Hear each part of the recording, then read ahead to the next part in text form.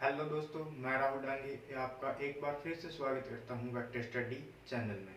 दोस्तों, जैसा कि आपने पिछली वीडियो में देखा, हम अभी स्टार्ट कर रहे हैं आईसीएस का बेसिक मैथ। तो दोस्तों, आज हम उसी के पहले चैप्टर के बारे में पूर्ण जानकारी लेंगे।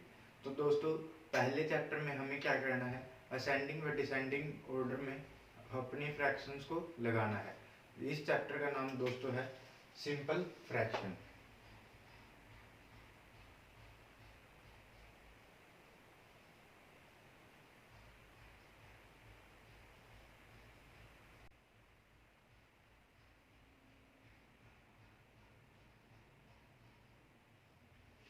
इस चैप्टर में दोस्तों हमें हमारे जो भी क्वेश्चन होंगे वो किससे रिलेटेड होंगे, आरोही व अवरोही क्रम में लिखने से रिलेटेड होगा भिन्नों को। तो दोस्तों, हम जब भी असेंडिंग व डिसेंडिंग ऑर्डर में अपने भिन्नों को लिखेंगे तो उसके लिए हमें कई तरह के फैक्ट्स की ज़रूरत पड़ेगी। वो फैक्ट्स पहले हम जान लेते हैं। मान लीजिए दोस्तों कि आपके पास हर बराबर हो, जो भी भिन्न आपको दी हो तो उसमें क्या होगा, हर बराबर हो।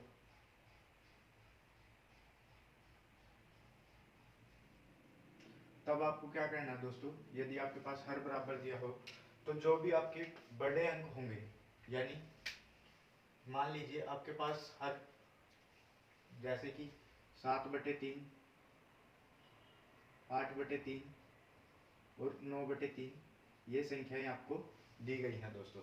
इस तरीके से दोस्तों संख्याएं दी गई है जिसका हर, यह होता है दोस्तों अंश और यह होता है हर, आपको पता भी है।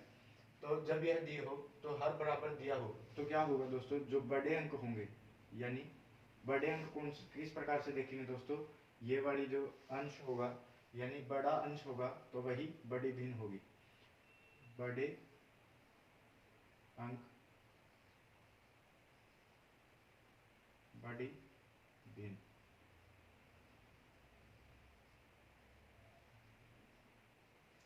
अब दोस्तों इसका प्रूफ भी देख लेते हैं हम। क्या बड़े अंक हैं तो बड़ी ही भिन्न बन रही है। तो यहाँ पर देखिए दोस्तों, जब हम इसको क्रॉस मल्टीप्लाई करेंगे, 8×3 = 24 और 7×3 = 21, तो 8 यहाँ पर बड़ा था। तो देखिए दोस्तों, 8 पे जो हमारी 8 वाली फ्रैक्शन है यानी 8/3 वह बड़ी है। अब इसमें भी देख लेते हैं, 8×3 = 24, 9×3 = 27, तो 27 बड़ा है और 24 छोटा, तो 9 वाली जो भी फ्रैक्शन होगी वह हमारी बड़ी होगी। अब चलते हैं दोस्तों, हमारे पास दूसरी सिचुएशन क्या बनती है। ये तो बात करी हमने अंश की, हर की। अब बात करते हैं हम कि यदि हमारे पास हर बराबर अंश बराबर हो, अंश बराबर हो,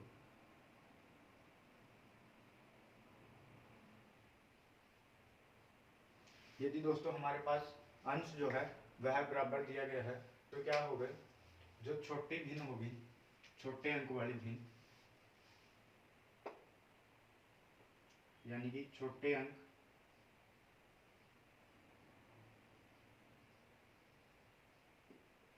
जो होगी वह बड़ी भिन्न होगी।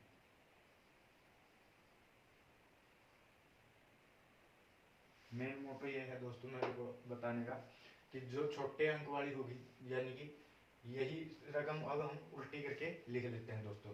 यहाँ पर अंश को हम 3 मान लेते हैं, सभी जगहों पर 3 और 3।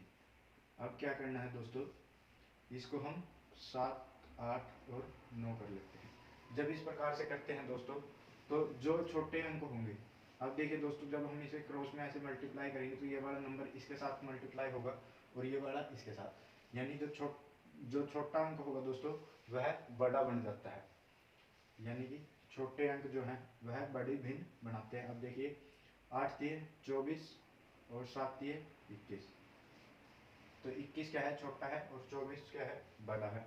अब बड़ा है तो इसको और इसको देख लेते हैं कि कौन सा बड़ा है। तो अब इसको देखने के लिए 3/7 और आर पार की क्रॉस मल्टीप्लाई करके 3/9 को देख लेते हैं। तो 9×3 = 27 और 7×3 = 21, तो अब फिर 3/7 ये बड़ा है, यानी कि जो छोटे नंबर वाली भिन्न होगी वही जो है बड़ी भिन्न मानी जाएगी यहाँ पर। तो दोस्तों, अब हम बात करते हैं कि यदि हमारे पास सार अंतर, सार अंतर क्या होता है दोस्तों, कॉमन डिफरेंस, कॉमन डिफरेंस यदि बराबर हो तो हम कैसे अपने क्वेश्चन को सोल्व करेंगे। अब दोस्तों पहले जान लेते हैं कि कॉमन डिफरेंस होता क्या है। मान लीजिए 5 और 7 इन दोनों में देखना है आपको, जो भिन्न दी होगी इन दोनों के बीच कितना अंतर है 2। यहाँ कितना अंतर है 11 और 13 में 2। यहाँ कितना अंतर है 7 और 9 में 2। यहाँ 9 और 2 में 9 और 11 में कितना अंतर है 2 का। तो ये दोस्तों इनका बीच का कॉमन डिफरेंस है। अगले क्वेश्चन में भी देख लेते हैं कितना है। 4 और 3 में कितने का डिफरेंस है 1 का। और 6 और 5 में कितने का डिफरेंस है 1 का। और 11 और 10 में कितने का डिफरेंस है 1 का। तो दोस्तों ये तो थी बात कॉमन डिफरेंस की। जब हम कॉमन डिफरेंस से रिलेटेड क्वेश्चन आते हैं तो हमारे पास दो तरह के क्वेश्चन बनते हैं। नंबर 1 होता है उचित भिन्न। उचित भिन्न मैंने दोस्तों आपको पहले भी बताया है कि उचित भिन्न या प्रॉपर भिन्न या अनुचित भिन्न और इम्प्रॉपर भिन्न किसे कहते हैं। मैं उस वीडियो को दोस्तों टॉप में आपको लिंक दे दूंगा, आप उस वीडियो को देखकर वहां से सीख भी सकते हैं। तो अब बात करते हैं दोस्तों उचित भिन्न। उचित भिन्न कौन सी होती है, जहाँ ऊपर यानी अंश वाला जो नंबर होगा वह छोटा हो, वह हर वाला बड़ा हो। तो 5/7 में देखिए दोस्तों यह सही है, यानी कि उचित भिन्न है। 11/13 भी उचित भिन्न है। 7/9 भी उचित भिन्न है। 9/11 भी उचित भिन्न है। अब दूसरी तरफ हमारे क्वेश्चन बनते हैं अनुचित भिन्न के। अनुचित भिन्न क्या होती है दोस्तों।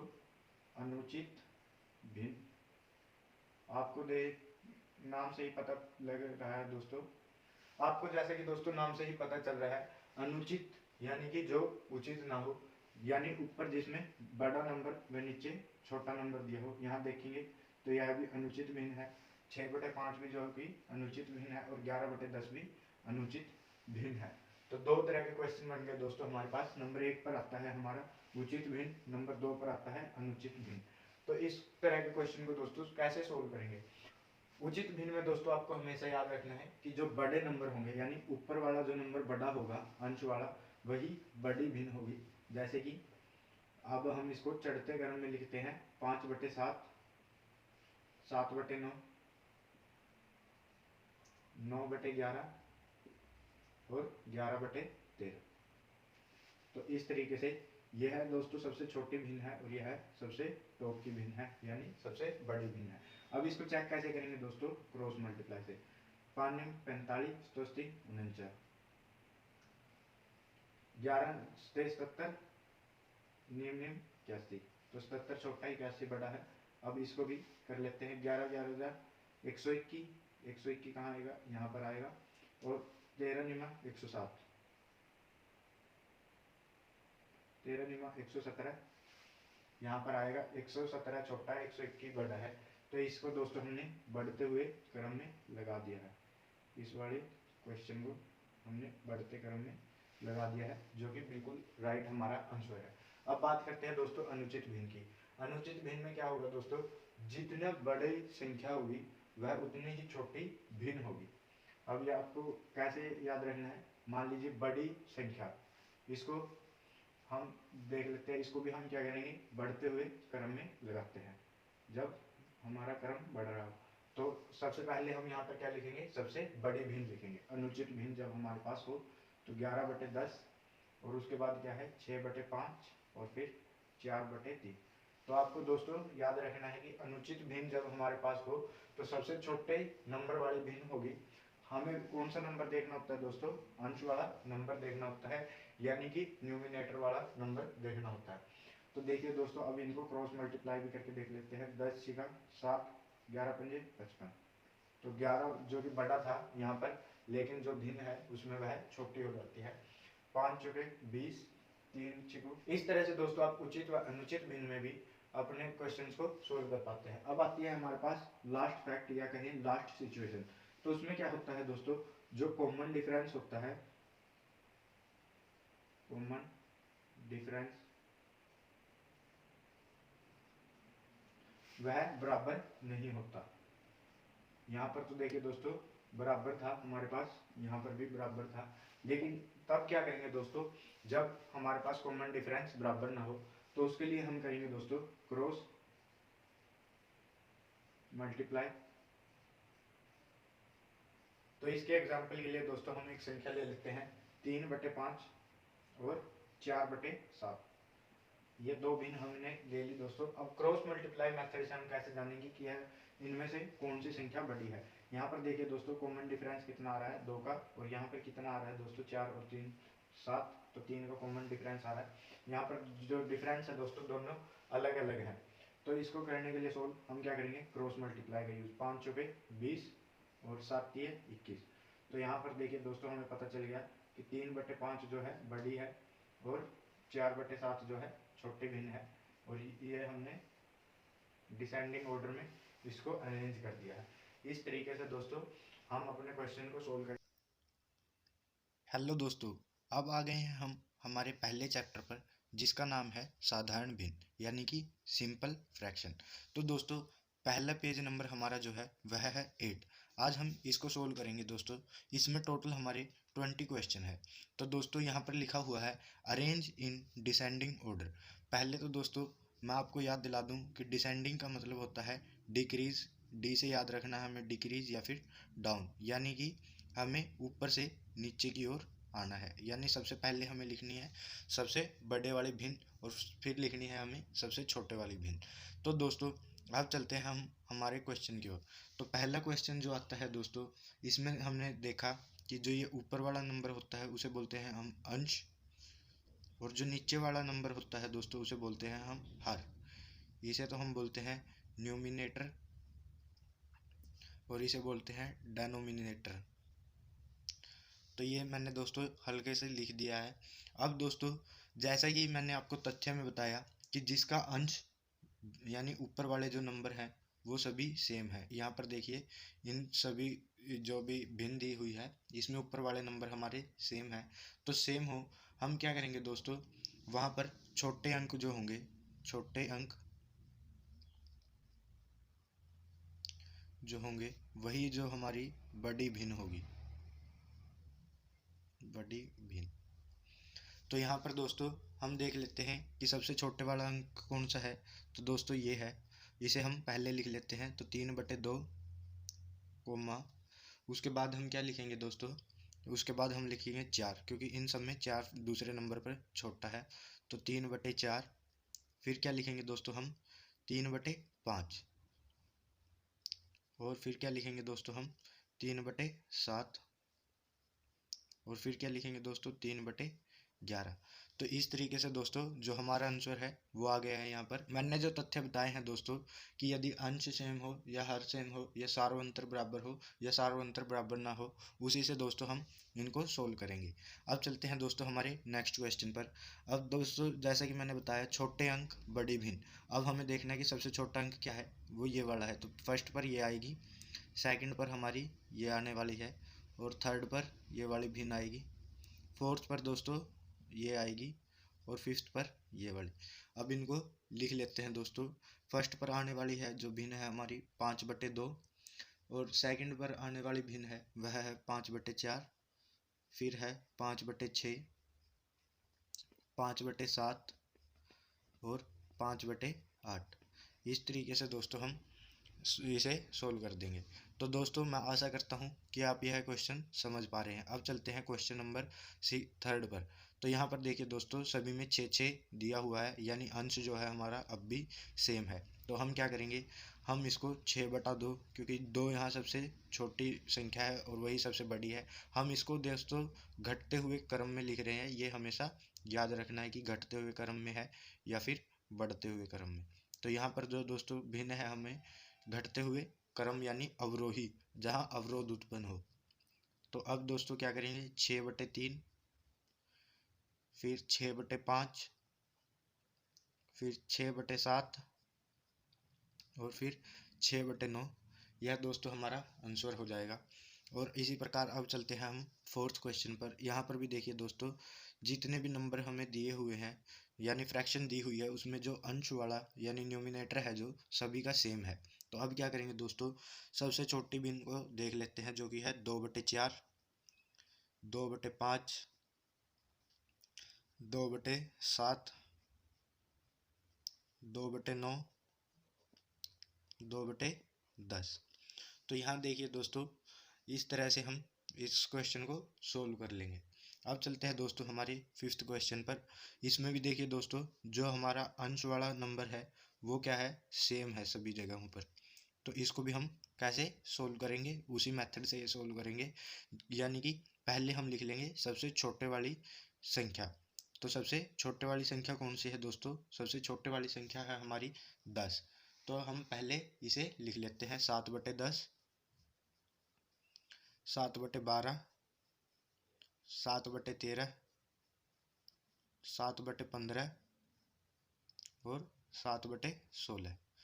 तो ये थे दोस्तों हमारा क्वेश्चन जो कि सोल्व हो गया है। अब चलते हैं दोस्तों हमारे 6th क्वेश्चन पर। 6th क्वेश्चन में देखिए दोस्तों, यहाँ पर जो हमारा अंश दिया हुआ था यानी कि न्यूमिनेटर जो है वह सेम नहीं है। यहाँ पर हम देख पा रहे हैं कि हमारा जो डेनोमिनेटर दिया हुआ है हमें वह सेम है। तो दोस्तों इसके लिए भी मैंने आपको बताया था, यदि हर बराबर हो तो बड़े अंक वाली बड़ी भिन्न होगी। तो बड़ा अंक कौन सा है दोस्तों, वह देख लेते हैं हम। बड़े अंक वाली भिन्न क्यों देख रहे हैं दोस्तों, क्योंकि हमें घटते हुए क्रम में लिखना है और जो बड़ा अंक होगा उसको सबसे पहले लिखते हैं। तो इसमें हम देखते हैं 11 छोटा है 13 से, 13 छोटा है 14 से, 14 छोटा है 15 से, 15 छोटा है 17 से। यानी कि सबसे बड़ा नंबर क्या है हमारा 17 डिवाइड बाय 12, यही वाली भिन्न हो जाएगी पहले नंबर पर।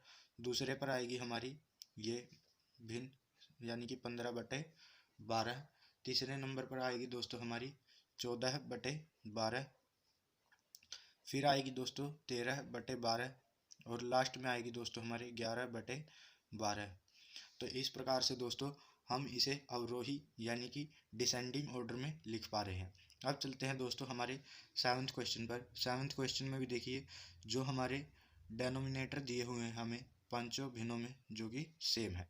तो यहाँ पर दोस्तों 7/7 जो है हमारी सबसे बड़ी भिन्न है, यहाँ पर देख लीजिए। उसके बाद क्या है 6/7, उसके बाद क्या है 5/7 और उसके बाद क्या है दोस्तों 4/7 और उसके बाद क्या है दोस्तों हमारी लास्ट जो भिन्न है यानी फ्रैक्शन 2/7 जो है हमारी सबसे छोटी भिन्न है। तो इस प्रकार से दोस्तों हम इसे सोल्व कर पा रहे हैं। अब चलते हैं दोस्तों हमारे 8th क्वेश्चन पर। 8th क्वेश्चन हमारा क्या कहता है, उसमें भी देखिए दोस्तों, जो ये नीचे वाले नंबर यानी कि हर जो है सेम है हमारे और ऊपर वाले नंबर हमें अलग अलग दिए हुए हैं। तो यानी सबसे बड़े नंबर को देख लेंगे तो 13 है, उसके बाद 10 है, उसके बाद 9 आ जाएगा, 9 के बाद 8 एंड लास्ट में जो आएगा 7। इसको लिख लेते हैं 13/11, 10/11, 9/11 और 7/11। तो देखिए दोस्तों कितने ही आसान सवाल है जो हम कर रहे हैं। यहाँ 8 आएगा दोस्तों और उसके बाद आएगा 7/11। देखिए दोस्तों हम जो भी सम कर रहे हैं बहुत ही इजी सम है। अब चलते हैं दोस्तों हमारे नेक्स्ट क्वेश्चन पर। नेक्स्ट क्वेश्चन है दोस्तों हमारा 9th। इसमें देखते हैं दोस्तों हम कि हमें हर में जो है 15 कॉमन दिया हुआ है यानी सभी में समान है। तो अब क्या करेंगे, पहले बड़े अंक वाली नंबर लिख लेंगे। तो बड़े अंक वाले नंबर कौन से है 17/15। तो यहाँ पर देखते हैं दोस्तों 17/15, 14/15, 13/15, 12/15 और 11/15। तो देखिए दोस्तों यह सबसे बड़ा है, उसके बाद ये वाली संख्या बड़ी है, फिर 13 वाली संख्या बड़ी है, फिर 12 है, फिर 11 है। तो यानी दोस्तों ये तो हमें पहले से ही उस लाइन में वाइज दिया हुआ है, डिसेंडिंग ऑर्डर में लिखा, तो इसका आंसर सेम होगा। अब चलते हैं दोस्तों 10th क्वेश्चन पर। 10th क्वेश्चन है हमारा, इसमें भी देखिए हमारे जो हर यानी कि डेनोमिनेटर है वो सेम है। इसको कैसे सोल्व करेंगे दोस्तों, पहले हम 17/18 को लिख लेंगे क्योंकि यह सबसे बड़ी भिन्न है। फिर 16/18, फिर 15/18, फिर 14/18, फिर 13/18 इसको लिख लेंगे। तो दोस्तों देखिए यह हमारा क्वेश्चन कंप्लीट हो चुका है।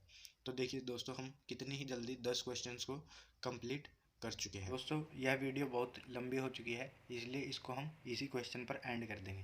यदि आपने हमारी पिछली वीडियो को नहीं देखा है तो आप उस वीडियो को देख सकते हैं। मैं टॉप में आपको लिंक दे दूँगा ताकि आपको यह पता लग सके कि असेंडिंग व डिसेंडिंग को हमें कैसे याद रखना है, वह सिंपल फ्रैक्शन के कितने प्रकार हैं, वह फ्रैक्शन कितने तरह की होती है, वह किस किस रूप में पाई जाए तो कौन सी फ्रैक्शन कहलाती है। हमारी वीडियो के साथ जुड़े रहने के लिए धन्यवाद। Thanks for watching. जय हिंद एंड जय भारत।